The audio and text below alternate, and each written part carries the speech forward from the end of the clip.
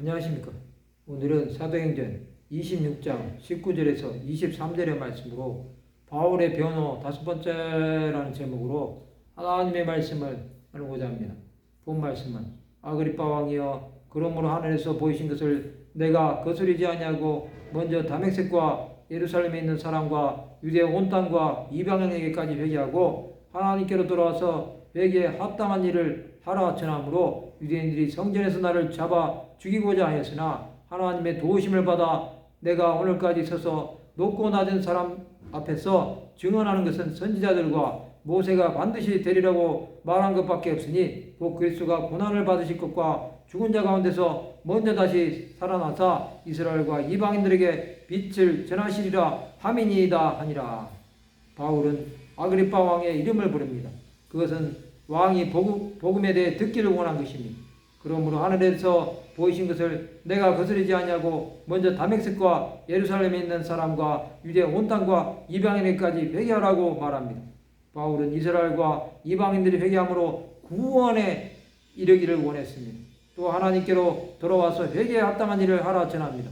이 말을 듣고 유대인들이 성전에서 바울을 잡아 죽이고자 한 것입니다. 그러나 바울은 하나님께서 보호하신 것입니다. 하나님의 도우심을 받아 내가 오늘까지 서서 높고 낮은 사람 앞에서 증언하는 것이라고 그는 고백합니다.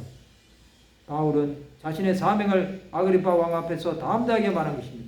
선지자들과 모세가 반드시 되리라고 말한 것밖에 없으니 곧 그리스도가 고난을 받으실 것과 죽은 자 가운데서 먼저 다시 살아나사 이스라엘과 이방인들에게 빛을 전하시리라 함이니이다 말합니다.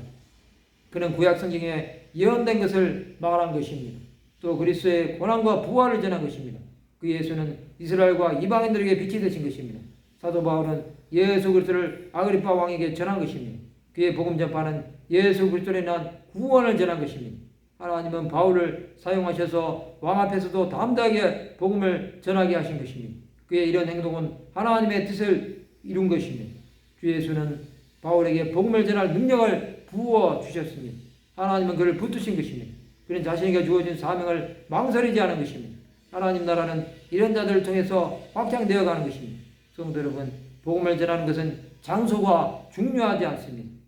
그곳이 사막이나 광야라고 할지라도 또 험한 산이나 바다 끝이라고 할지라도 하나님께서 보내시면 가야 하는 것입니다. 우리는 하나님의 뜻대로 모든 것을 행해야 합니다. 우리에게 닥치는 고난도 복음을 전하기 위해 있는 것입니다. 하나님 우리에게 능력을 주실 것입니다. 세상의 모든 것들이 맞춰지는 날까지 이 일은 계속되어야 합니다.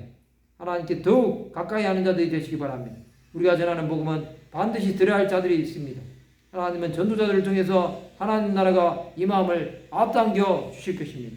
우리는 그것을 바라보고 끝까지 이 일을 감당하는 자들이 되어야 합니다. 말씀을 마치고자 합니다. 복음을 전함으로 구원의 역사에 참여하는 하나님의 백성들이 되시기를 주님의 이름으로 축원합니다.